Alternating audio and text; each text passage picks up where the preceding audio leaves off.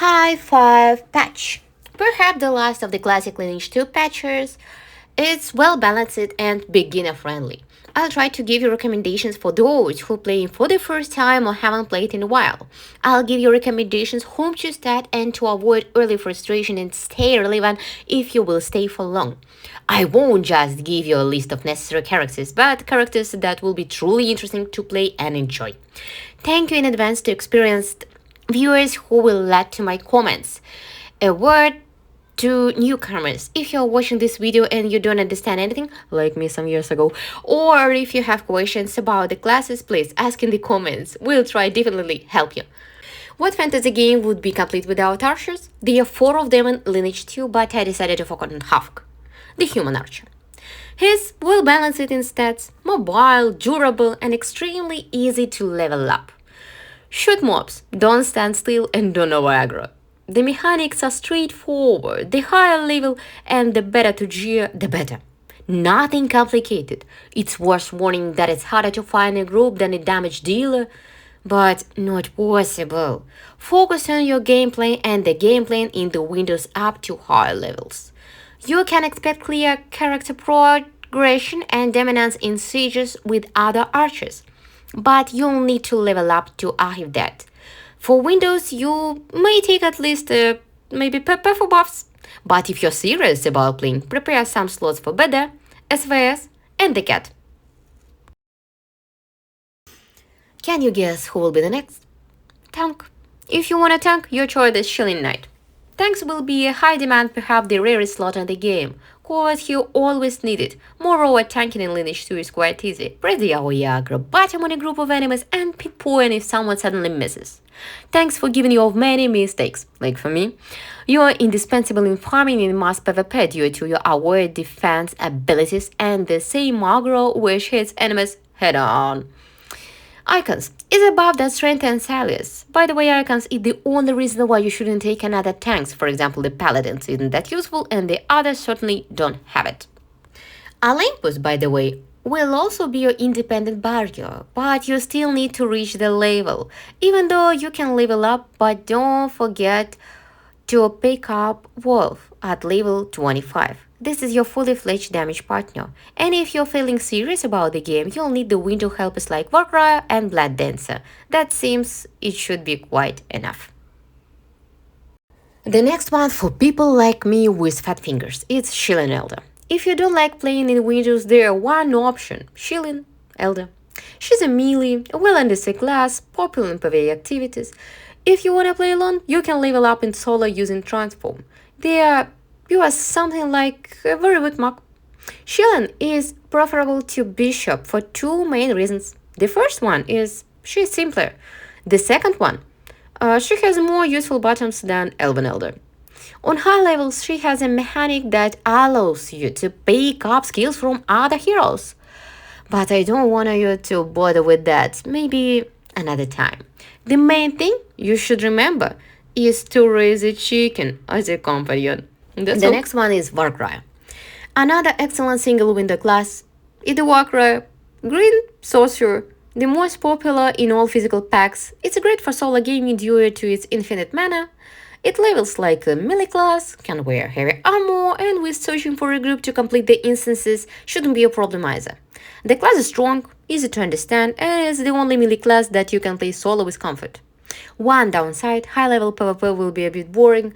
Well, you still have to play for hours to see it, and if you survive that long with the buff, you'll quickly develop a new damage dealer, for example. The older brother of Sword Singer is Blood Dancer. Mechanics-wise, a very heavy armor with two swords and a ton of useful racial spells. Unlike his last brother, his buffs provide more damage, which is beneficial for soul leveling. He can be leveled with a bull assistant, but honestly, it's better to take the wolf and the additional opportunity over Warcry in my opinion. This is an ideal stat if your social life doesn't work out. You'll have two of the best buffers available. Leveling with Blood Dancer and Warcry is a pleasure. With one drawback, it's a bit boring.